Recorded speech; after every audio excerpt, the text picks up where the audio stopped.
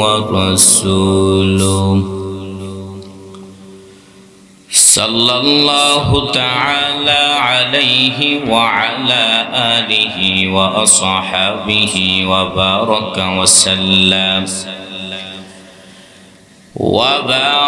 وسلم تسليما كثيرا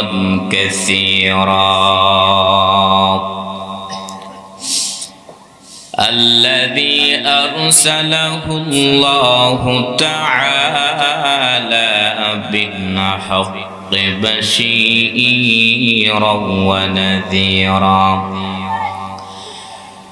وداعيا إلى الله بإذنه وسراجا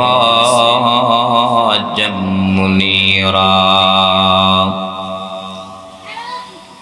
أما بعد فأعوذ بالله من الشيطان الرجيم بسم الله الرحمن الرحيم لقد كان لكم في رسول الله أسوة حسنة وقال النبي عليه الصلاة والسلام بعثت لأتم مكارم الأخلاق أو كما قال النبي عليه الصلاة والسلام صدق الله مولانا العظيم وصدق رسوله النبي الكريم ونحن على ذلك من الشاهدين والشاكرين والذاكرين والحمد لله رب العالمين تکبیر میں کلمہ میں نبازوں میں عذاب تکبیر میں کلمہ میں نبازوں میں عذاب ہے نام الہی سے ملا نام محمد ہے نام الہی سے ملا نام محمد حینی میں محبوب مطلق اشارہ حینی میں محبوب مطلق اشارہ پھر کیوں نہ ہوں محبوب خدا نام محمد پھر کیوں نہ ہو محبوب خدا نام محمد سبحانك لا علم لنا إلا ما علمتنا إنك أنت العليم الحكيم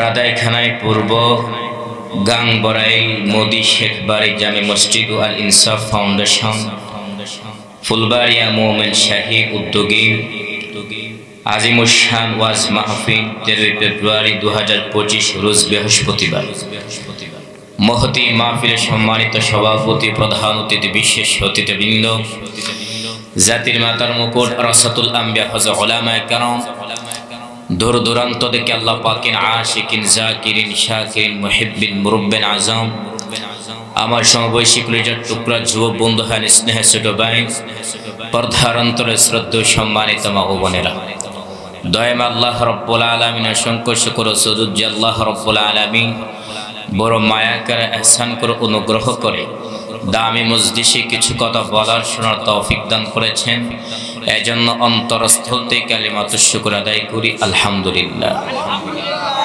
আপনার কি আমার উপর বেজার হ্যাঁ হবিগঞ্জ থেকে আসছি। কোথায় থেকে? সিলেট হবিগঞ্জ থেকে আসছি। এত দূর 400 কিলোমিটার পাড়ি দিয়ে জার্নি করে মোহব্বত নিয়ে আসছি। তো যেইভাবে আপনারা আওয়াজ দিয়েছেন সন্তুষ্ট হয় নাই। অতএব শুধু আমাকে নয়, আল্লাহ এবং তার নবীকে সন্তুষ্ট করার উদ্দেশ্যে ঈমানের আওয়াজকে উঁচু করে এক আওয়াজে উচ্চ কণ্ঠে কালিমাতুশ শুকর আদায় করি আলহামদুলিল্লাহ। লাখ করে দরুদ সালাম সাইয়্যিদুল মুরসালিন রাহমাতুল লিল আলামিন শাফিউল মুজনবিন খাতামুন নবিয়্যিন সাইয়্যিদুস সাকালাইন ইমামুল মুরসালিন শাফি আযম রাসূল আকরাম রাহমাতে আলম নবিয়ুল আরবুল আজম হাবিব কিবরিয়া আশরাফুল আম্বিয়া জনাবে হযরত মুহাম্মদুর রাসূলুল্লাহ সাল্লাল্লাহু আলাইহি সাল্লামের উপর আমি পবিত্র কোরআনের কারীম থেকে একটি আয়াত এবং মহানবী শ্রেষ্ঠ নবী হায়াত নবীর জিন্দা নবীর অসংখ্য অগণিত অমীয় বাণী রেখে একটি হাদিস পাঠ করেছি। এক আয়াত এবং হাদিসকে সামনে রেখে অল্প কিছুক্ষণ কথা বলবো। সর্বপ্রথম আমাকে, তারপর আপনাদেরকে ইখলাসের উদ্দেশ্যে শোনার তৌফিক দান করুন। বলেন আমিন। আলোচনা শুরু করার পূর্বেই খুতবার মধ্যে যে আয়াত এবং হাদিস পাঠ করেছে তার অর্থ বুঝতে হবে, ঠিক না? 1.5 ঘন্টা পাগলামির মতো চিল্লাইলেন, কিন্তু খুতবার মধ্যে যদি আয়াত এবং হাদিসে অর্থ না বলেন, যারা শ্রোতা আছে তারা কি বুঝতে পারবে? কথা বলেন। সেজন্য সবক হিসাবে প্রত্যেক বক্তার প্রথমে তার দায়িত্ব হচ্ছে কমপক্ষে খুতবার মধ্যে যে আয়াত এবং হাদিস পাঠ করেছে তার অর্থ কি করে দেওয়া, বলে দেওয়া। আল্লাহ বলেন লাকাদ কানা লাকুম ফি রাসূলিল্লাহি উসওয়াতুন হাসানাহ, তোমাদের জন্য রয়েছে রাসূলের মধ্যে উত্তম আদর্শ। নবী বলেন বুইস্তু লিউতিম্মা মাকারিমাল আখলাক, আমি প্রেরিত হয়েছি একমাত্র নবীর আদর্শকে পরিপূর্ণতা দান করার জন্য। সুবহানাল্লাহ বলেন, আর জোরে বলেন। এই হচ্ছে আয়াত এবং হাদিসের অর্থ। এবার আসেন আমি আপনাদের সম্মুখে নবীজির সিরাত নিয়ে কিছু আলোচনা করব। কি নিয়ে আলোচনা করব? সিরাত নিয়ে। সেজন্য কোরআনের মধ্যে মানব জীবন চলার জন্য সব আদর্শ কোরআনের মধ্যে বিদ্যমান আছে কিনা? আর জোরে বলেন। আপনি কিভাবে চলাফেরা করবেন, কিভাবে আপনি নামাজ পড়বেন, কিভাবে আপনি খাবার খাবেন, কিভাবে আপনি আল্লাহর ইবাদত করবেন, সবগুলো কোরআনের মধ্যে বিদ্যমান আছে কিনা? ঠিক তেমন ভাবে শুধু তাই নয়, নবীও আমার প্র্যাকটিক্যাল ভাবে মানুষদেরকে দেখায় গেছেন। যেমন কোরআনের মধ্যে আছে তোমরা নামাজ পড়ো, আকিমুস সালাত, তোমরা নামাজ প্রতিষ্ঠা করো। তো কিভাবে নামাজ প্রতিষ্ঠা করবা, কিভাবে নামাজ পড়বা? নবী বলেন সাল্লু কামা রাআইতুমুনি উসাল্লি, তোমরা আমি নবীকে যেইভাবে নামাজ পড়তে দেখেছো সেইভাবে নামাজ পড়ো। সুবহানাল্লাহ বলেন। তাহলে আমি আপনি বলতে পারি নবীজির একমাত্র মিশনে ছিল কোরআনের ব্যাখ্যা করে দেওয়া। কি করে দেওয়া? আরো জোরে বলেন। কোরআনের ব্যাখ্যা করে দেওয়া। ইতিহাসের শুরু থেকে শেষ পর্যন্ত যত তাফসীর কারক আসবে, নবী চাইতে বড় কোন তাফসীর কারক আছে? আরো জোরে বলেন। কোরআনের মধ্যে আসছে তোমরা হজ করো, তো কিভাবে হজ করবা? নবী বলেন খুযু আন্নী মানাসিকাকুম, তোমরা হজের নিয়মাবলী আমার কাছ থেকে তোমরা শিখে নাও। এই 3 বছর সমস্যা নেই। তাহলে নবীজির একমাত্র মিশনে ছিল কোরআনের কি করে দেওয়া? আরো জোরে বলেন। ব্যাখ্যা করে দেওয়া। এজন্য নবীর আদর্শ এত সুন্দর আদর্শ। 1 নাম্বার আদর্শ হচ্ছে একটা মানুষ চলার জন্য যত আদর্শ প্রয়োজন সব আদর্শ রাসূলের মধ্যে বিদ্যমান ছিল কিনা? এই কথা বুঝেন আপনারা? কথা বুঝেন? 1 নাম্বার আদর্শ কি? একটা মানুষ চলার জন্য যত আদর্শ প্রয়োজন সব আদর্শ রাসূলের মধ্যে বিদ্যমান ছিল কিনা? আমরা দুনিয়ার মধ্যে এমন এমন কিছু লোকের আদর্শ আমরা পেয়ে তাদের মতাদর্শ চলার চেষ্টা করি, এমন এমন মোটা সেট দেখে, কিন্তু আমার আপনার নবী এমন ভাবে তিনি আদর্শ দেখিয়ে গিয়েছেন কোন জিনিস অস্পষ্ট আছে? আপনি কিভাবে খাবার খাবেন নবীজির আদর্শের মধ্যে বর্ণিত আছে। আপনি কিভাবে টয়লেটে প্রবেশ করবেন সবকিছু নবীর বলে দিয়েছেন। আপনি কিভাবে ঘুমাইবেন, কিভাবে মসজিদে যাবেন, শুধু তাই না, আপনার স্ত্রী আছে, স্ত্রীর সাথে আপনি কিভাবে মিলন করবেন, আপনি ব্যক্তিগত জীবন কিভাবে আপনি চালাবেন, পারিবারিক জীবন বলেন, সামাজিক জীবন বলেন, রাষ্ট্রীয় জীবন বলেন, সবকিছু রাসূলের আদর্শে বিদ্যমান ছিল কিনা? আরো জোরে বলেন। তাহলে আমরা বুঝতে পারলাম এক নম্বর আদর্শ হলো একটা মানুষ চলার জন্য যত আদর্শ প্রয়োজন সব আদর্শ রাসূলের মাঝে বিদ্যমান ছিল কিনা। দুই নাম্বার আসে আল্লাহ তাআলা নবীজির চরিত্রকে বিশেষভাবে হেফাজত করেছেন। কিভাবে, কেন হেফাজত করছেন? যদি নবীর মাধ্যমে কোনো গুনাহ হয়ে যাইত তাহলে মানুষ কি নবীকে গ্রহণ করত? আরো জোরে বলেন। ইতিহাসের মধ্যে পাওয়া যায় নবীজির বয়স যখন ছিল 14 বছর। কয় বছর? কুরাইশদের মধ্যে যখন বিবাহ অনুষ্ঠান হয়তো তখন তারা বড় বড় তারা গানের আড্ডা, গানের মজমা তারা আসর বসাইতো। নবী বলেন যখন এমন একটা মক্কার কুরাইশদের মাঝে যখন বিবাহ অনুষ্ঠান হবে, গান বাদ্য হবে, তখন আমার এমন একটা নেশাগ্রস্ত হয়েছিলাম, অর্থাৎ আমি ঘুমন অবস্থা হয়ে গেছিলাম, যার কারণে আমি গানের মধ্যে অংশগ্রহণ করতে পারি নাই। এখন আমি আপনাদেরকে বলি, নবী যদি গানের মধ্যে অংশগ্রহণ করত, 2 দিন পরে নবী নবুয়ত প্রাপ্ত হওয়ার পরে যে মানুষদেরকে বলতো গান বাদ্য হারাম, তাহলে নবীর কথাকে গ্রহণ করত? আরো জোরে বলেন। ঠিক তেমন ভাবে আরেকটা ইতিহাস শুনেন, নবীজির বয়স যখন ছিল 25 বছর। কয় বছর? 25 বছর। নবী আমার যখন মক্কার মানুষরা যখন বাইতুল্লাহর কাজ করবে তখন তারা মনে মনে ভাবতে লাগলো, আমরা যে কাপড় লাগায়া গুনাহের কাজ করি ওই কাপড় লাগায় আবার মক্কার বাইতুল্লাহর কাজ করবো, এটা আমার পক্ষে সম্ভব না। তারা পরামর্শ করলো উলঙ্গ অবস্থায় কাজ করতে হবে। কি অবস্থায়? উলঙ্গ অবস্থায়। দেখেন তাদের যে পবিত্র দেখাচ্ছে সেটা কুকুরের মতো। কুকুর কিভাবে পবিত্র দেখা? কুকুর যখন প্রস্রাব করে তখন 2 পা একটু উঁচা করে প্রস্রাব করে, ঠিক না, যেন তার গায়ে না লাগে। সমাজের মধ্যে এমন কিছু মানুষ আছে যারা পবিত্র দেখা, তারা ঘুষখোর টাকা নিয়ে হজ করে। আচ্ছা বলেন, তারা যে ঘুষখোর খেয়ে, ঘুষ খেয়ে, সুদ খেয়ে যে তারা হজ করতেছে, হজ কবুল হবে? এমন পবিত্র। নবী বলেন যখন তারা আমাকে আমন্ত্রণ করলো তারা ভাবতে লাগলো আমরা বাইতুল্লাহর কাজ করব, নবী মুহাম্মদ ছাড়া কোশ্চিন করা সম্ভব না। নবী বলেন যখন তারা আমাকে ডাকবে এমত অবস্থায় আমি একটা অচেতন একটা ঘুম চলে আসলো, আমি তাদের কাছে অংশগ্রহণ করি নাই। এখন আমি আপনাদেরকে প্রশ্ন করি, নবী যদি তাদের সাথে অংশগ্রহণ করত আর নবী যদি উলঙ্গ অবস্থায় কাজ করত, নবুয়ত প্রাপ্ত হওয়ার পর যদি বলতেন 17 টাকা ফরজ, কোনো মানুষ গ্রহণ করত? আরো জোরে বলেন। তাহলে নবীজির চরিত্রকে আল্লাহ বিশেষভাবে হেফাজত করেছেন। এই মাইকলা ভাই আর আওয়াজ দেন, আরো আওয়াজ দেন। তাহলে ঠিক আছে, দেখেন তাহলে এই যে নবীর আদর্শ অনুযায়ী আমি আপনি চলা কখন সম্ভব হবে? যখন আমার আপনার ভিতরে ধৈর্য থাকবে। কোনো ব্যক্তি যদি ধৈর্য না থাকে তাহলে নবীর আদর্শের উপর চলতে পারবে? আরো জোরে বলেন। এজন্য ধৈর্য দান করতে পারলে আল্লাহ তাআলা বিনা হিসাবে জান্নাত দান করবে। আল্লাহ তাআলা বলেন إنما يوفى الصابرون أجرهم إنما يوفى الصابرون أجرهم بغير حساب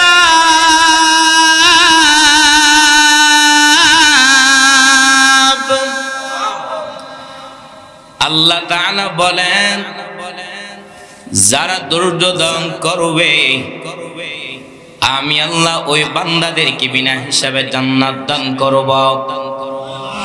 এরে নবীর উম্মতের দল ধৈর্যের দৃষ্টান্ত কায়েম করলেন আল্লাহর পয়গম্বর হযরত ইব্রাহিম আলাইহিস সালাতু ওয়াস সালাম। ঠিক নি? ধৈর্যের দৃষ্টান্ত কায়েম করলেন আল্লাহর পয়গম্বর হযরত ইসমাঈল আলাইহিস সালাতু ওয়াস সালাম। ধৈর্যের দৃষ্টান্ত কায়েম করলেন আল্লাহর পয়গম্বর হযরত আইয়ুব আলাইহিস সালাতু ওয়াস সালাম। আইয়ুব নবী টাকা পয়সা অভাব নাই, সন্তানের অভাব নাই,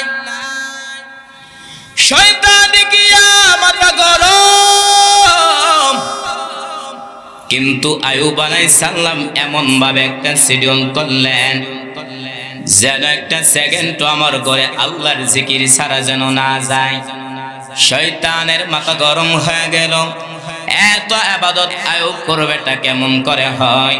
আল্লাহ গো, তোমার একটু সম্পদের মায়ে পড়ে তোমার ইবাদত করে, তোমার একটু সন্তানের মায়ে পড়ে তোমার ইবাদত করে। আল্লাহ কয় না, আয়ুব যে ইবাদত করে একমাত্র আমার মহব্বত আর ধৈর্যের সাথে ইবাদত করে। বলে না না, কয় দেখ আমি পরীক্ষা করি, সব সম্পদ গুলা গুনে জ্বালায় দিন।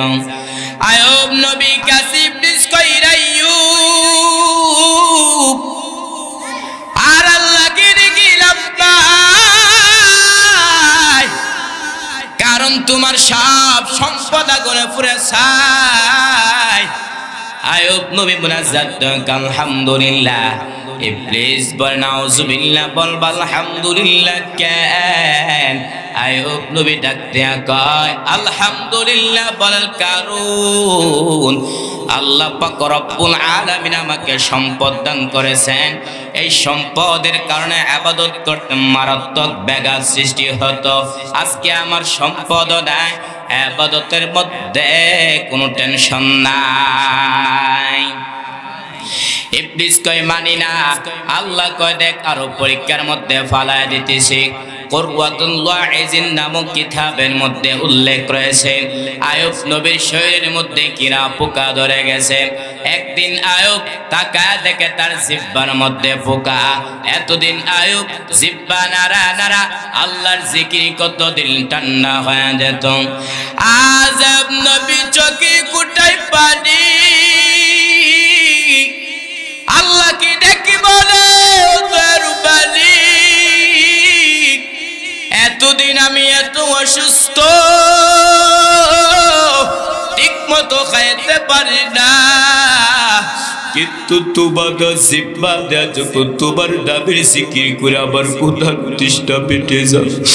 আজকে আমার জিহ্বার মধ্যে পোকা, আমি কেমন স্মরণ করবো রে মালিক। আয়ুব নবী এইভাবে নিজে নিজে মুহাসাবা করতেছেন, আল্লাহর কাছে ধৈর্যের পাহাড় কায়েম করতেছেন। হঠাৎ করে তাকায় দেখে তার সকল বিবিরা তার সামনে দাঁড়া বলেন, আর আমরা আপনার ঘরে থাকবো না, আপনি আমাদের কি তালাক দিয়া দেন। সবাই চলে যাইতেছে, আমরা চলে যাই, আমরা থাকতে চাই না। আয়ুব নবী বলে যাও যাও, বিদায় না বিবিরা যাইতেছেন, আপনি কান্না কুদার বালি। দুনিয়াতে সন্তান যদি মার কাছে বাবার কাছে আশ্রয় নেয়, আবার বাবা যদি সন্তানকে পাহাড় কয় মায়ের কাছে আশ্রয় নেয়, কিন্তু শেষ পর্যন্ত প্রত্যেকটা মানুষের জীবনের আপন হুতার আদরের বিবি ছাড়া কেউ না।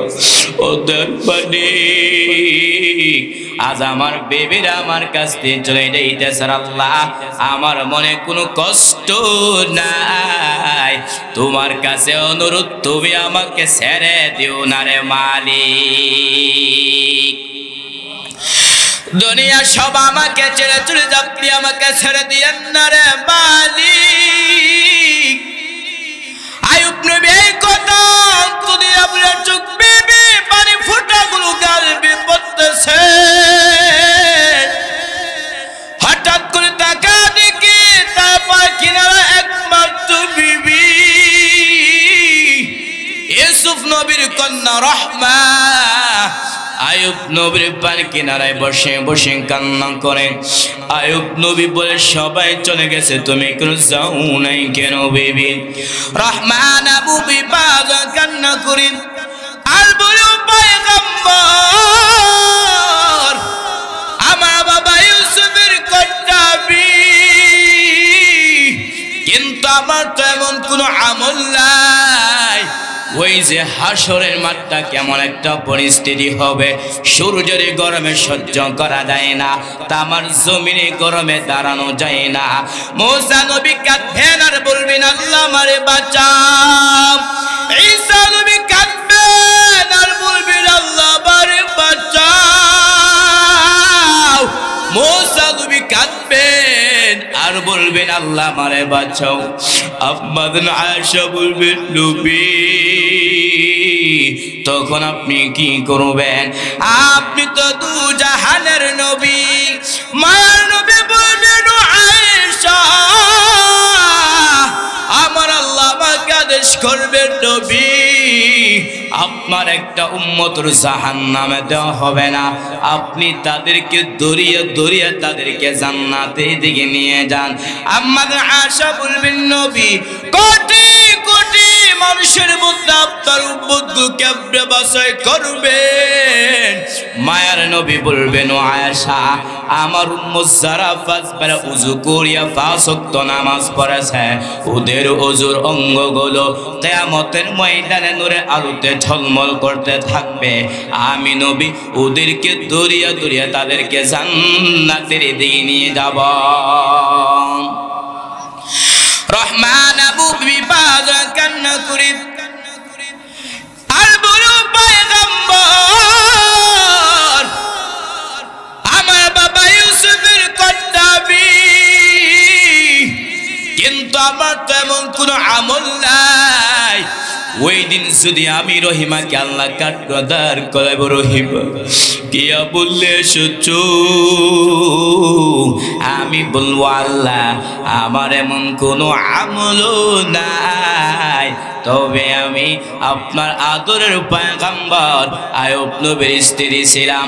আল্লাহ হয়তো মায়ের নজর দিয়া তাকাইয়া আমি রহিমাকে আল্লাহ মাফ করে দিতে পারে। আরে নবীর উম্মতে দল, এজন্য আমি আপনি যদি নবীর আদর্শ চলতে চাই তাহলে আমার আপনার জন্য ধৈর্য লাগবে কিনা?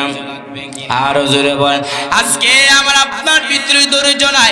আজকে গোসল করার মধ্যে প্রবেশ করতে যাইলে, মসজিদের মধ্যে প্রবেশ করতে যাইলে, টয়লেটের মধ্যে প্রবেশ করতে যাইলে নবীর তরিকা অনুযায়ী আমি আপনি চলতে পারি না। আরে নবীর উম্মতে দল, এজন্য আমি আপনি যে নবীর নবীর আদর্শ চলতে চাই তাহলে আমার আপনার জন্য ধৈর্য লাগবে। আরে নবীর উম্মতে দল, আল্লাহ তাআলা বলেন লাকাদ কানা লাকুম ফি রাসূলিল্লাহি উসওয়াতুন হাসানা। আল্লাহ তাআলা বলেন তোমাদের জন্য রাসূলের মধ্যে রয়েছে উত্তম আদর্শ। আম্মা আয়েশা বলেন আরে সাহাবায়ে কেরাম নবীর আদর্শটাই কি? আম্মা আয়েশা বলেন কানা খুলুকুল কুরআন। আম্মা আয়েশা বলেন আরে সাহাবায়ে কেরাম নবীর আদর্শটাই হলো পুরাটাই কোরআন শরীফ। আরো জোরে বলেন। এই মাইকওয়ালা ভাই কই? ডাক দেন, ডাক দেন। উনি আওয়াজ কমায় চলে গেছে, আওয়াজে আসতেছে না কানের মধ্যে। উনি কই? উনি আবার সমস্যা আপনাকে সামনে দাঁড়া করে মনে রাখেন কি বলছি, মনে রাখেন কি বলছি। জন্য নবীর আদর্শটাই কেমন? আম্মা আয়েশা বলেন আরে সাহাবায়ে কেরাম নবীর আদর্শটাই কি? আম্মা আয়েশা বলেন নবীর আদর্শটাই হলো পুরাটাই কোরআন শরীফ। এরে নবীর উম্মতে দল, আমি আপনি কালমার আদর্শ দেখেছি, আমি আপনি মাউশুদ আদর্শ দেখেছি, সব আদর্শগুলো না পাক একমাত্র মদিনার নবীর আদর্শটাই হলো পাক। আরে নবীর উম্মতে দল, সাহাবায়ে কেরাম বলেন তারা নবীর আদর্শ উপর চলার জন্য চেষ্টা করেছেন। যদি আমি আপনি চেষ্টা করতে পারি খাবার ক্ষেত্রে নবীর আদর্শ আছে কিনা? আরো জোরে বলেন, আরো জোরে বলেন। আরে নবীর উম্মতে দল, মসজিদের মধ্যে প্রবেশ করবা নবীর আদর্শ আছে, আপনি টয়লেটের মধ্যে প্রবেশ করবা নবীর আদর্শ আছে, আপনি খাবার খাইবেন আদর্শ আছে কিনা? আরো জোরে বলেন। আরে নবীর উম্মতে দল, আপনি রাতের বেলা ঘুমাইতে যাইবেন নবীর আদর্শ আছে কিনা? আরে নবীর উম্মতে দল, সাহাবায়ে কেরাম নবীর আদর্শ যাই না, সাহাবায়ে কেরাম নবীর আদর্শ শুই না, তারা নিজের জীবনটা বিলীন করে দিয়েছেন। আরে নবীর উম্মতে দল, এজন্য নবীর আদর্শ চলতে চাইলে আমার আপনার চেষ্টা লাগবে কিনা? আরো জোরে বলেন। আল্লাহ তাআলা বলেন ওয়াল্লাযীনা জাহাদু ফীনা লানাহদিয়ান্নাহুম সুবুলানা ওয়া ইন্নাল্লাহা লামা'আল মুহসিনিন।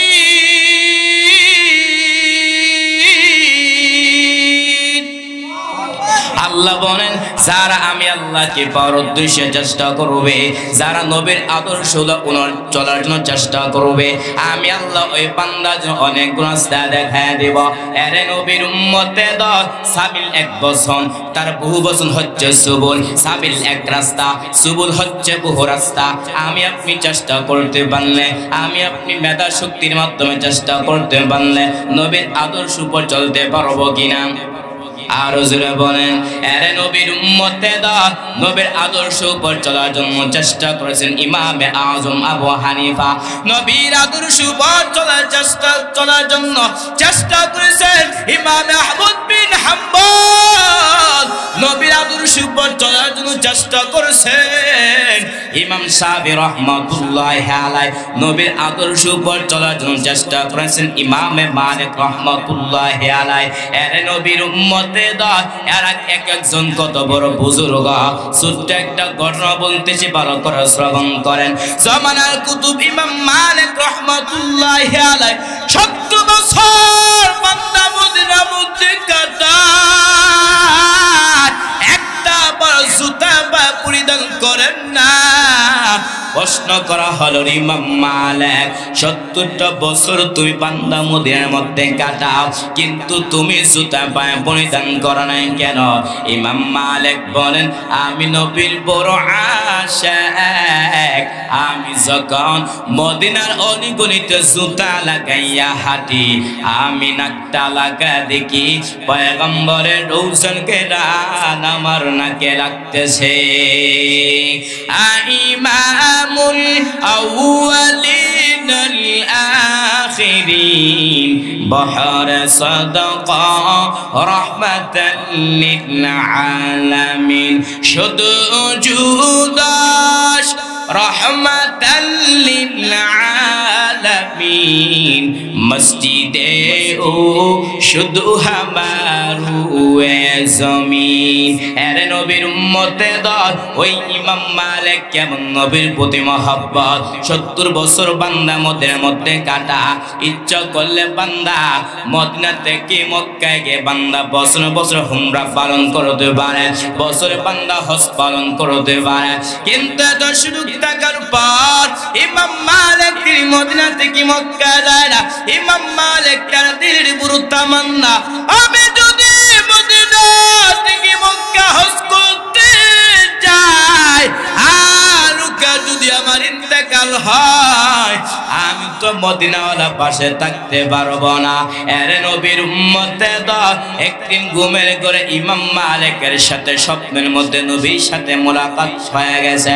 ইমাম মালিক নবীর সাথে কথা শুরু করে দিলেন।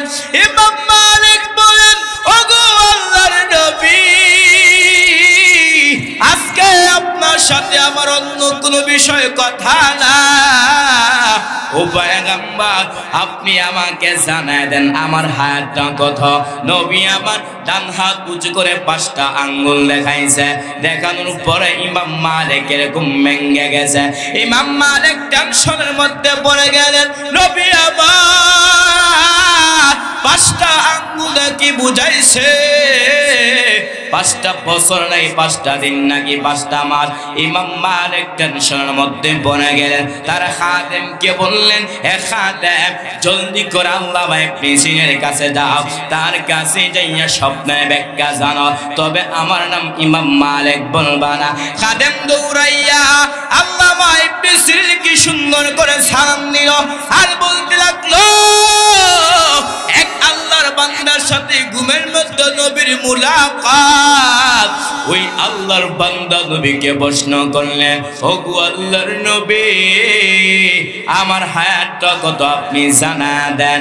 নবী আমার ডান হাত উঁচু করে 5টা আঙ্গুল দেখাইছে। এবার আপনি স্বপ্নের ব্যাখ্যা করেন, 5টা বছর নাকি 5টা দিন নাকি 5টা মাস? আল্লামা ইবনে সিরিন বলেন, যেই বান্দা স্বপ্ন দেখেছে তার নামটা বলতে হবে, কারণ হলো ওই ব্যক্তির অনুযায়ী স্বপ্নের ব্যাখ্যা দেওয়া হবে। দেওয়ানবাগীর মতো কোন বেঈমান যদি বলে আমার নবী ডাস্টবিনের মধ্যে পড়ে আছে, আমি বলবো ওই বেঈমানের ঈমান ডাস্টবিনে পড়ে আছে।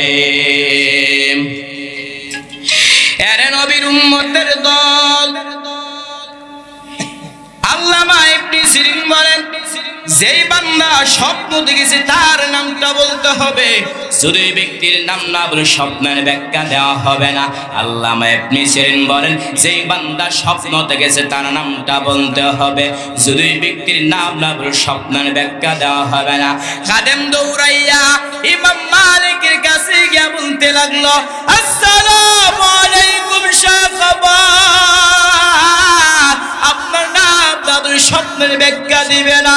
ইমাম মালিক বলেন, হে খাদেম, জলদি করে আল্লামা ইবনে সিরিনের কাছে আমার নামটা বলে দাও, তারপরও স্বপ্নের ব্যাখ্যা জানা বড় জরুরি। এরে নবীর উম্মতে দল খাদেম দৌড়াইয়া আল্লামা ইবনে সিরিনকে বলতে লাগলো, এই স্বপ্নটা ইমাম মালিক দেখেছেন।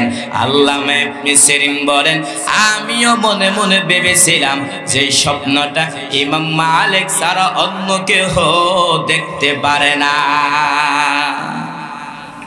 আরে নবীর উম্মতে দল আল্লামা ইবনে সিরিন বলেন, নবী আমার ডান হাত উঁচু করে 5টা আঙ্গুল দা বুঝাইছেন, 5টা বিষয় এমন আছে যেই 5টা বিষয় সম্পর্কে আল্লাহ সারা দুনিয়াতে কেউ জানে না।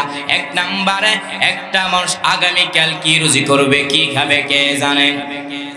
আর জোরে বলেন। 2 নম্বরে, একটা মানুষ কখন কোথায় মারা যাবে, কে জানে? আরো জোরে বলেন। 3 নম্বরে, কিয়ামত কখন সংঘটিত হবে, কে জানেন? 4 নম্বরে, আগামীকাল বৃষ্টি হবে নাকি হবে না, কে জানেন? 5 নম্বরে, মায়ের গর্ভে সন্তানটা ছেলে হবে নাকি মেয়ে হবে, কে জানে? আরে নবীর উম্মতে দল এই স্বপ্নের ব্যাখ্যা জানার উপর ইমাম মালিক তিনি মদিনা থেকে মক্কায় যায় না। ইমাম মালিক তার দিলের পুরো তামান্না, আমি যদি মদিনা থেকে মক্কা হজ করতে যাই, আর যদি আমার ইন্তেকাল হয়, আমি তো মদিনাওয়ালা পাশে থাকতে পারবো না। এরে নবীর উম্মতে দল তারা যেমন ভাবে নবীকে মহব্বত করেছে, আমার নবী কি তাদের প্রতি কি কোনো কম মহব্বত ছিল নাকি? আর জোরে বলেন। এরে নবীর উম্মতে দল আম্মা আয়েশা বলেন, এরে সাহাবা কেরাম, আমি এবং রাসূল কই বিছানার মধ্যে শোয়ার পরে হঠাৎ করে দেখতে পাইলাম নবী আমার পাশে নাই।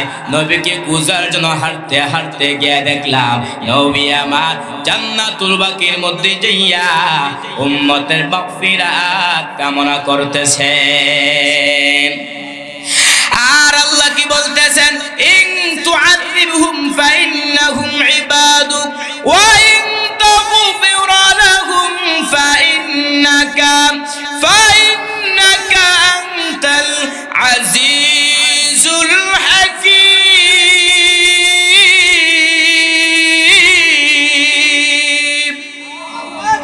আল্লাহ কাছে বলতেছেন, মালিক, ইন তুআযিবহুম ফাইন্নাহুম ইবাদুক, ও আল্লাহ, যদি আপনি তাদেরকে শাস্তি দেন তারাই তো আপনার বড় বান্দা। ওয়া ইন তাগফির লাহুম, যদি আপনি তাদেরকে ক্ষমা করে দেন আপনি তো হচ্ছে প্রজ্ঞাময় পরাক্রমশালী। এর নবীর উম্মতে দল যেই নবী আমার আরামের গুণকে হারাম করিয়া জান্নাতুল বাকির মধ্যে যাইয়া উম্মতের মাগফিরাত কামনা করে, ওই নবীর সুপারিশ ছাড়া কি জান্নাতে যাওয়া সম্ভব হবে? আর জোরে বলেন, নবীর উম্মতেরা হয়ে আজি দিশাহারা,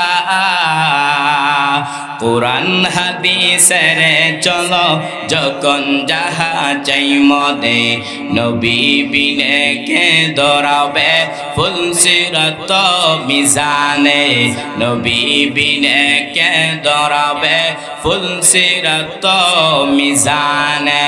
এমন এতিম নবী আমার, পিতা মাতা নাই যে তাহার,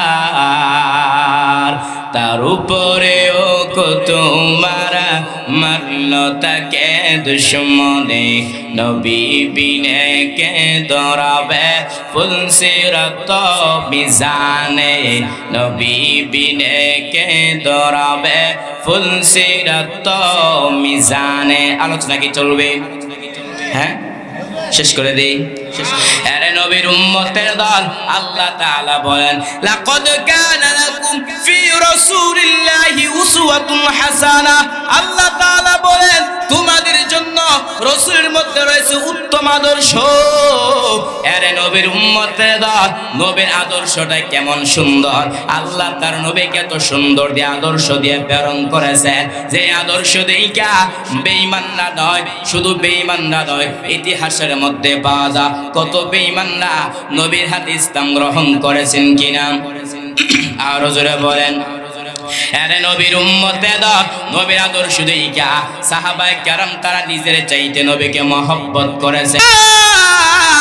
একদিন শীতের মধ্যে হুজরা শরীফ থেকে বের হয়েছে, হঠাৎ করে দেখতেছেন একজন সাহাবী নবীজির কামরার সামনে দাঁড়াইয়া শীতের মধ্যে ধর করে কাঁপতেছে, আর সামান্য একটু কাপড় নিয়ে লজ্জাস্থান দাঁড়াইয়া নবী বললেন কে রে তুমি, এত শীতের মধ্যে দাঁড়িয়ে আছো কেন? ওই সাহাবী ডাক দিল পয়গম্বর, ইসলাম গ্রহণ করার পূর্বে আমার নামটা ছিল আব্দুল উজ্জা। ও পয়গম্বর, ইসলাম গ্রহণ করার পর আমার নামটা রেখে দিয়েছে আব্দুল্লাহ। আমি হলাম সেই আব্দুল্লাহ। নবী বললেন আমার আব্দুল্লাহ বাপ চাচা তো ধনী, সকালবেলা একটা কাপড় পরিধান করে, বিকালে আরেকটা কাপড় পরিধান করে, কিন্তু দেখুন তো দেখা যাচ্ছে আমার আব্দুল্লাহ গায়ে একটা কাপড় নাই, শুধু একটা কাপড়ের টুকরা দিয়ে লজ্জাস্থানটা রাইখা শীতের মধ্যে দৌড় করে কাঁপতেছে। তার কারণটা কি? নবী এই কথা বলার পর ওই আল্লাহর বান্দা বলেন ওগো আল্লাহর নবী, আমি কেন আপনার দরবারে আসা যাওয়া করলে নবী? আমার চাচা বলেছে আব্দুল্লাহ মুহাম্মদের দরবার ছাড়তে হবে, নতুবা আমার দরবার ছাড়তে হবে। আমি বললাম আরে চাচা যান, আমি সব ছাড়তে পারি কিন্তু মায়ের নবী দরবার ছাড়তে পারবো না। ও পয়গম্বর, এই কথা বলার পর আমার চাচা বলেছে আব্দুল্লাহ যেহেতু মুহাম্মদের দরবার ছাড়া থাকতে পারবা না, তাহলে কাফনগুলো দিয়ে দাও। উদ্দেশ্য হলো আমি উলঙ্গ হলে লজ্জাস্থান থেকে বের হতে পারবো না। আমার মাকে বললাম মা, আরে আমার আম্মা জান, আমাকে একটা কাপড়ের টুকরা দেন। ওই কাপড়ের টুকরা দিয়া যদি লজ্জাস্থানটা নাইকা নবীকে একটা দোসর দেখতে পারি, জীবন আর কোনো কাঙ্ক্ষা থাকবে না। ও পয়গম্বর, এই কথা বলার পর আমার আম্মা একটা কাপড়ের টুকরা দিল, সেই কাপড়ের টুকরা দিয়া লজ্জাস্থানটা নাইকা আপনার সামনে দাঁড়িয়েছে আপনাকে একটা নজর দেখার জন্য। নবী আমার ওই সাহাবীর কথা শোনার পর নবীজির চোখ দিয়ে টপ টপ করে পানি পড়া আরম্ভ হয়ে গেল। নবী ওই সাহাবীকে বললেন হে রে আব্দুল্লাহ, আবার তোর মনে কোনো আকাঙ্ক্ষা আসেনি? আব্দুল্লাহ চোখে পানি পা কান্না করার রূপায় গম্বর, ও গো আল্লাহর নবী, আপনার কাছে এমন কোন আহ্বান নাই। ও পয়গম্বর, আপনি আমার জন্য দোয়া করেন আল্লাহ যেন আমাকে শাহাদাতে মৃত্যু দান করে। নবী আমার ওই সাহাবীর জন্য যখন দোয়া করলো, হঠাৎ করে একটা যুদ্ধ আসলো। আব্দুল্লাহ রাস্তার মধ্যে দুনিয়া চাইরা বিদায় হয়ে চলে গেছেন। নবী সাহাবায়ে কেরামকে বললেন হে রে সাহাবায়ে কেরাম, এ তোমরা আমার আব্দুল্লাহকে গোসল করাও, আমি নিজের আব্দুল্লাহ জানাজাটা পড়াইব। সাহাবায়ে কেরাম আব্দুল্লাহকে সুন্দর করে গোসল করানোর পর নবী আমার ওই সাহাবীর সুন্দর করে জানাজাটা পড়াইছে। জানাজা পড়ানোর পর সাহাবায়ে কেরাম আব্দুল্লাহ লাশটা নিয়ে যখন কবরের কাছে উপস্থিত হয়ে গেলেন, নবী সাহাবায়ে কেরাম কি বললেন, হে রে সাহাবায়ে কেরাম, এ তোমরা কেউ কবরের মধ্যে প্রবেশ করবা না। আমি নিজে রাসূল কবরের মধ্যে প্রবেশ করব। নবী আমার কবরের মধ্যে প্রবেশ করার পর সাহাবায়ে কেরামকে বললেন, এরে সাহাবায়ে কেরাম, আমার আব্দুল্লাহ লাশটা আমার হাতে দাও। নবীর হাতে আব্দুল্লাহ লাশটা দেওয়ার পর নবী আমার লাশটা আকাশে উঁচু কইরা বলতেছেন, ও মালিক, আমিও আব্দুল্লাহ উপর সন্তুষ্ট হইলাম, তুমিও তার উপর সন্তুষ্ট হয়ে যাও। মরণের চিঠি যখন আসবে আমার, কালেমার তালকিন দিও বারে বার, প্রাণ ভরে দেখিবা চেহারা তোমায়, দেখে নাও রওজা তোমায়। রাসূলুল্লাহ কি উপায় হবে আমার, হাবিবুল্লাহ কি উপায় হবে আমার। ওই মদিনার পথের দড়ি মাগতাম আমি ফেলে সুরমা বলি, ফিরে পেত নয়ন নূরের আধার, দেখে নাও রওজা তোমায়। রাসূলুল্লাহ কি উপায় হবে আমার। আল্লাহু আকবার বলেন, আর জোরে বলেন, হাবিবুল্লাহ কি উপায় হবে আমার। এরে নবীর উম্মতে দল, আল্লাহ তাআলা তার নবীকে তো সুন্দর দিয়ে আদর্শ প্রেরণ করেছেন। এক নাম্বার আদর্শ, একটা মানুষ চলার জন্য যত আদর্শ প্রয়োজন সব আদর্শ রাসূলের মাঝে বিদ্যমান আছে। দুই নাম্বারে আল্লাহ তার নবীর চরিত্রকে আল্লাহ বিশেষভাবে হেফাজত করেছেন। তিন নাম্বারে নবী যখন এমন একটা কাজ করত যে কাজটা আল্লাহর বাইরে হয়ে যাইত, আল্লাহ জিবরাইল আমিনের মাধ্যমে ওহী প্রেরণ করে সঠিক করে দিতেন। এরে নবীর উম্মতে দল, এই নবীর আদর্শ দেইখা বেঈমানরা নবী হাতে ইসলাম গ্রহণ করেছেন। সাহাবায়ে কেরাম তার নবীর প্রতি মহব্বত লইয়া নিজের জীবন তাবিল করেছেন। সাহাবায়ে কেরাম তারা নবীর আদর্শ দেইখা তাদের জান দেয়া মাল দেয়া তারা সহযোগিতা করেছে কিনা? আর জনে বলেন, এরে নবীর উম্মতে দল, তাবুকের যুদ্ধের সময় যখন চলে আসছে নবী সাহাবায়ে কেরামকে বললেন, এরে সাহাবায়ে কেরাম, আমরা যুদ্ধের ময়দানে অংশগ্রহণ করব, দান সদকা করে সম্পদ দান করো। উমর দান করলেন, উসমান দান করলেন, হযরত আলীও দান করলেন, আবু বকর তার সম্পদ নিয়ে হাজির করলেন। আল্লাহর নবী বললেন, আরে উমর, কি পরিমাণ সম্পদ দান করেছ? উমর বলেন, আমার সম্পদে অর্ধেক আমি দান করে দিলাম। নবী আবু বকরকে বললেন, আরে আবু বকর, কি পরিমাণ সম্পদ দান করেছ? আবু বকর ডাক দেয়া বলুন, পয়গম্বর, আমার ঘরের মধ্যে যা আছে সব আমি দান করে দিলাম। নবী বললেন, আরে আবু বকর, তোমার ঘরের মধ্যে কি কিছু নাই? আবু বকর ডাক দেয়া বলুন, পয়গম্বর, আমার দুনিয়ার মধ্যে আমার আল্লাহ আপনি ছাড়া আমার আপন কেউ নাই। নবী এই কথা শোনার পর নবী আশ্চর্য হয়ে গেলেন। হঠাৎ করে জিবরাইল আমিন এসে হাজির। জিবরাইল আমিন বলল, পয়গম্বর, আপনার সাহাবী আবু বকরকে আল্লাহ সালাম দিয়েছেন আর জানতে চেয়েছেন এই অবস্থা তার আপনার হালতটা কি। আল্লাহ জানার পর কেন বললেন? আল্লাহ তার নবীকে বুঝাইলেন আল্লাহ আবু বকরকে কত মহব্বত করেন। আল্লাহর নবী বললেন, আরে আবু বকর, আল্লাহ তোমাকে সালাম দিয়েছেন আর জানতে চেয়েছেন এই অবস্থা তোমার মনে হালতটা কি। আবু বকর পুরো জবাব না দিয়ে চোখে পানি পানি কান্না করিতেছেন। আল্লাহ নবী বললেন, আরে আবু বকর, জবাব দিবা কেন? তুমি কান্না করতেছো?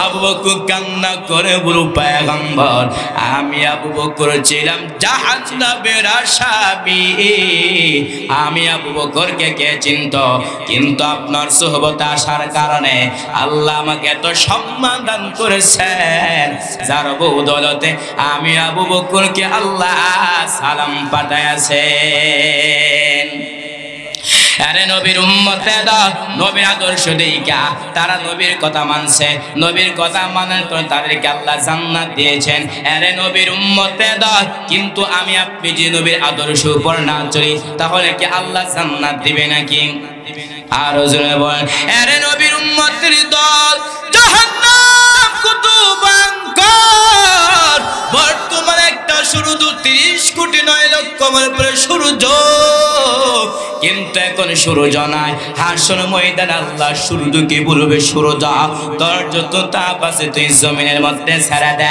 সূর্যের তাপে জমিনটা হয়ে যাবে তামা গুনাহগারের মগজ বাতের মারের মতো ঠাস ঠাস করে ফেটে যাবে শুধু তাই না পেটের নারী পুরো পায়খানা রাস্তা দিয়ে বের হয়ে পড়ে যাবে অপরদিকে জাহান্নাম কঠিন হুঙ্কার মারে আল্লাহ তাআলা বলবেন হে রে ফেরেশতার দল তোমরা জাহান্নাম কি বলভাবে ধরো 70,000 রহমতের ফেরেশতা জাহান্নামকে ধরতে পারে না জাহান্নাম বিকট আওয়াজ দেয় জাহান্নামের আওয়াজে হাসরের ময়দানটা থরথর করে কেঁপে উঠবে আমার আপনার নবী মায়ের নবী সেজদা করে কাঁদবেন আর বলবেন আল্লাহ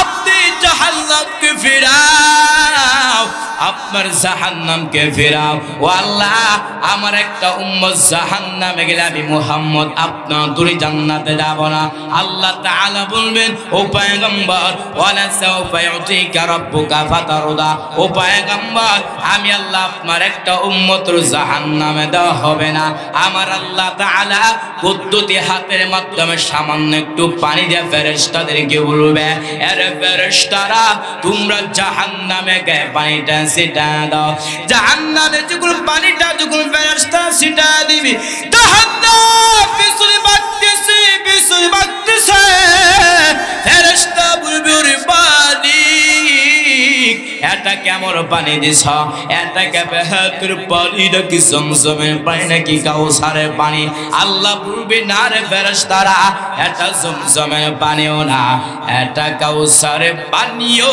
না ওই পানিটা হলো আমার আখির জামানার পয়গম্বরের উম্মতের চোখের পানি আরে নবীর উম্মতে দল ওই যে হাসরের মাঠ এমন একটা পরিস্থিতি হবে ওই পরিস্থিতি থেকে আপনি কি বাঁচতে পারবেন আর জোরে বলেন আরে নবীর উম্মতে দল আল্লাহর জাহান্নামটা কেমন ভয়ঙ্কর হবে একটু শুনেন মুসনাদুল ইমাম আযম আবু হানিফা রাহমাতুল্লাহি আলাইহি একটা হাদিস এনেছেন জাহান্নামের মধ্যে দুইটা বান্দা জাহান্নামের মধ্যে জ্বলবে আর বলবে জাহান্নামের মধ্যে জ্বলতেছে আর বলতেছে ইয়া হান্নাস আর বলতেছে ইয়া মান্নাস এই দৃশ্য দেখার পর জিবরাইল আমিন আমার আল্লাহ আরশ আজিমে সব মালিককে বলতে বান্দা জাহান্নামের মধ্যে জ্বলতেছেন আর ইয়া হান্নাস আর বলতেছে ইয়া মান্নাস ও আল্লাহ আপনি ওয়াদা দেন ওই দুইটা বান্দাকে আপনার সামনে হাজির করব আল্লাহ জিবরাইল আমিন কি বলবে হে রে জিবরাইল আমিন জাহান্নামের মধ্যে ঢুকে যাও ওই জাহান্নামের মধ্য থেকে ইয়া হান্নান আর ইয়া মান্নান বললে ওয়ালা লোকগুলাকে আমার সামনে হাজির করো জিবরাইল আমিন জাহান্নামের মালিক ফেরেশতাকে যখন বলবে মালিক ফেরেশতা ওই দুইটা বান্দাকে আমার আল্লাহর আরশ আজিমের সামনে ওই দুই জিবরাইল আমিনের কাছে যখন নিয়ে আসবে জিবরাইল আমিন ওই দুইটা আঙ্গার আমার আল্লাহ আরশ আজিমের সামনে যখন পেশ করা হবে ওই দুইটা বান্দা বলবে ও মালিক আব্বা জাহান্নাম তোমার কর আয় আল্লাহ আপনি আমাদেরকে একটু জান্নাতে নিয়ামতটা দান করেন। আল্লাহ বলবে বান্দা আমি আল্লাহ এত সুন্দর জমিন দিলাম, আমি আল্লাহ এত সুন্দর আসমান দিলাম, এত সুন্দর জমিন পাইয়া, এত সুন্দর আসমান পাইয়া তোমরা ধারণা করছো আমার কাছে আসবে না? আল্লাহ বলেন আফা হাসিবতুম আন্নামা খালাকনাকুম আবাসাও ওয়া আন্নাকুম ইলাইনা লা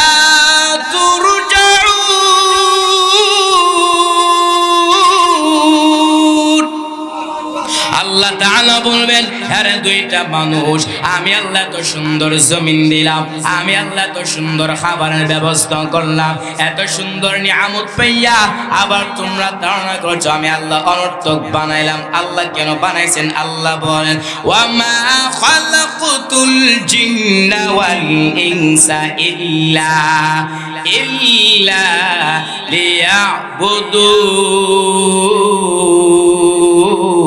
লিয়াবুদুন। আল্লাহ দুইটা বান্দা কি বলবেন? হ্যাঁ রে দুইটা মানুষ আমি আল্লাহ তোমাদেরকে কেন বানাইছি জানো? আমি আল্লাহর ইবাদত করার জন্য। আজকে তোমরা ইবাদত করতে পারো না, আজকে তোমাদেরকে জান্নাত দেওয়া হবে না। ওই দুইটা বান্দা বলবে ও মালিক আপনার একটা নাম ছিল হান্নান, আপনার আরেকটা নাম ছিল মান্নান। ও আল্লাহ এই নামগুলো ছিল আপনি আমাদেরকে একটু জান্নাতে নিয়ামতটা দান করেন। মায়ার নবী বলেন ওই দুইটা বান্দাকে আল্লাহ 1000 বছর জাহান্নামের মধ্যে জানোর পরে আল্লাহর সিবতি নামের উসিলায় ওই দুইটা বান্দাকে আল্লাহ জান্নাতে নিয়ামতটা দান করবেন। ইয়া ইলাহি তু মেরা মাবুদ হায়, ইয়া ইলাহি তু মেরা মাশুক হায়, ইয়া ইলাহি মুঝসে মুझको दूर कर मेरे दिल में या इलाही तू मेरा हन्नान है, या इलाही तू मेरा मन्नान है। कुफ्र शिर्क को मेरे दिल से दूर कर मेरे दिल में इश्क हक गुलजार कर। আল্লাহর আযাব কি অনেক সহজ নাকি? হ্যাঁ অনেক কঠিন। আরে নবীর উম্মতে দল এজন্য নবীর আদর্শ উপর চলতে পারলে আপনার জীবনের সফলতা চলে আসবে। নবীর আদর্শটা কেমন ছিল? এক নম্বরে একটা মানুষ চলার জন্য যত আদর্শ প্রয়োজন সব আদর্শ রাসূলের মাঝে বিদ্যমান আছে কিনা? আর জোরে বলেন। 2 নম্বরে আল্লাহ তাআলা নবীর চরিত্রকে আল্লাহ বিশেষভাবে হেফাজত করেছেন। 3 নম্বরে নবী যখন এমন একটা কাজ করত যে কাজটা আল্লাহর আইনে বাহিরে হয়ে যাইত আল্লাহ জিবরাইল আমিনের মাধ্যমে সতর্ক করত কিনা? হ্যাঁ অবশ্যই সতর্ক করত। ইতিহাসের মধ্যে পাওয়া যায় আব্দুল্লাহ ইবনে উবাই ইবনে সুলুল যখন মারা গেছে তখন সন্তান নবীর কাছে এসে বলতেছে পয়গম্বর আমার আব্বা তো মারা গেছে, অতএব আপনি জানাজা পড়েন। আল্লাহ সাথে সাথে কোরআনের আয়াত নাযিল করলেন ওয়ালা তুসাল্লি আলা আহাদিন মিনহুম মাতা আবাদা ওয়ালা তাকুম আলা কবরিহি। আল্লাহ জিবরাইল আমিনের মাধ্যমে কোরআনের আয়াত নাযিল করলেন আর বলে পয়গম্বর ওয়ালা তুসাল্লি আলা আহাদিন মিনহুম মাতা আবাদা, আপনি তাদের জানাজা পড়তে পারবেন না। শুধু তাই না ওয়ালা তাকুম আলা কবরিহি, আপনি তাদের কবর সামনেও দাঁড়াতে পারবেন না। তাহলে 3টা আদর্শ বলেছি। 4 নাম্বার আদর্শটা হচ্ছে নবী পুরো 63 বছর জিন্দেগিটাই মানুষ সমাজে স্পষ্ট ছিল কিনা? আরো জোরে বলেন। এজন্য নবীজি চ্যালেঞ্জ করে দিয়েছেন ফাকাদ লাবিস্তু ফিকুম উমরাম মিন ক্বাবলিহি আফালা তা'কিলুন। নবী বলেন আমি তো তোমাদের মাঝে একটা যুগে অবস্থান করেছি, তারপরে কেন তোমরা বিশ্বাস করো না, তারপরে কেন তোমরা আমার কথা মানো না? আচ্ছা নবী যদি দুর্বলতা থাকতো তাহলে নবী কি চ্যালেঞ্জ করতে পারতেন? আরো জোরে বলেন। নবী বলেন ফাকাদ লাবিস্তু ফিকুম উমরাম মিন ক্বাবলিহি আফালা তা'কিলুন। নবী বলেন আমি তোমাদের মাঝে একটা যুগে অবস্থান করেছি, তারপরে কেন তোমরা বুঝো না? অতএব সেই নবীর আদর্শ যদি আমি আপনি লালন করতে পারি আমার জীবনটা যদি আমি আপনি নিজের জীবনটা নবীর আদর্শ উপর চলতে পারি, আমাদের জীবনে সফলতা আসবে কিনা? আর এখন তো আমল করার সময়। এই যে বর্তমান চলতেছে 13ই ফেব্রুয়ারি, আগামীকাল হচ্ছে 14ই ফেব্রুয়ারি বেহা দিবস। এখন আমার নবী বলছেন আমার মা বোনরা পর্দার উপর চলার জন্য। এখন আমি যদি নবীর আদর্শ বাদ দিয়া শয়তানের আদর্শ চলি, জীবনে সফলতা আসবে? আর রাজুরা বলেন এজন্য সতর্ক থাকতে হবে। নবীর আদর্শ কি? নবীর আদর্শটা কি? হ্যাঁ, কোরআনের কথা মানতে হবে। সাহাবায়ে কেরাম আম্মা আয়েশাকে বলতেন, হে আয়েশা কাইফা কানা খুলুকুল কোরআন, নবীজির আদর্শ কেমন ছিল? আম্মা আয়েশা বলেন কানা খুলুকুল কোরআন, নবীর আদর্শ তো পুরোটাই কোরআন শরীফ। অর্থাৎ কোরআনের মধ্যে আছে পর্দা চলাফেরা করতে হবে, কোরআনের কথা আছে সুদ খাওয়া যাবে না, কোরআনের কথা আছে ঘুষ খাওয়া যাবে না, কোরআনের কথা আছে পর্দায় চলতে হবে, বেপর্দায় চলে যাবে।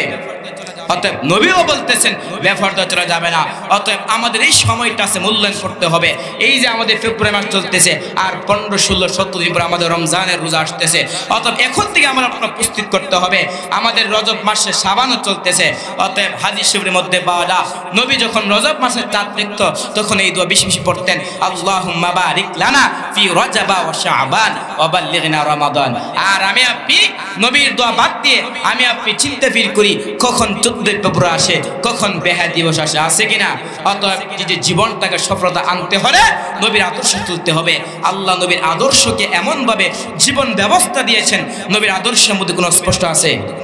আর হুজুরা বলবেন আপনি কিভাবে খাবার খাবেন, আপনি কিভাবে গোসল করবেন, আপনি কিভাবে পারিবারিক জীবন চালাবেন, আপনি কিভাবে সামাজিক জীবন চালাবেন, আপনি কিভাবে মসজিদে যাবেন, আপনি কিভাবে মসজিদ থেকে বের হবেন, আপনি কিভাবে খাবার খাবেন, আপনি হাতের নখ কিভাবে কাটবেন, আপনি চুল কিভাবে কাটবেন, আপনি পুরা সুদা কথা দুনিয়ার থেকে আসার পর থেকে মৃত্যু পর্যন্ত কোরআনের কথা কিভাবে মানবেন, নবীর আদর্শের মধ্যে আছে কিনা?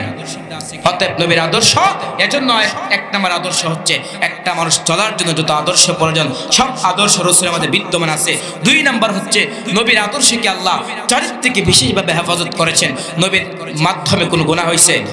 আর হুজুরে বলেন নবীর হচ্ছে মাসুম, নবীর মাধ্যমে কোনো গুনাহ হয় নাই। 3 নম্বর হচ্ছে নবীজি যখন এমন কোনো কাজ করতেন যদি আল্লাহর আইনে বাহির হয়ে যেত, আল্লাহ জিবরাইল আমিনের মাধ্যমে সতর্ক করতেন। যেমন আব্দুল্লাহ ইবনে উবাই ইবনে সুলুলের জানাজার ক্ষেত্রে আয়াত নাযিল হয়েছে কিনা? হ্যাঁ। 4 নম্বর হচ্ছে নবীজি 63 বছর জিন্দেগি মানুষের মধ্যে পুরো চ্যালেঞ্জ করে দিয়েছেন কোরআনের কথা, ফাকাদ লাবিস্তু ফীকুম উমরাম মিন ক্বাবলিহি আফালা তাকিলুন, তোমরা কেন জানো না, তোমরা কেন অনুধাবন করো না, আমি তো তোমাদের মাঝে একটা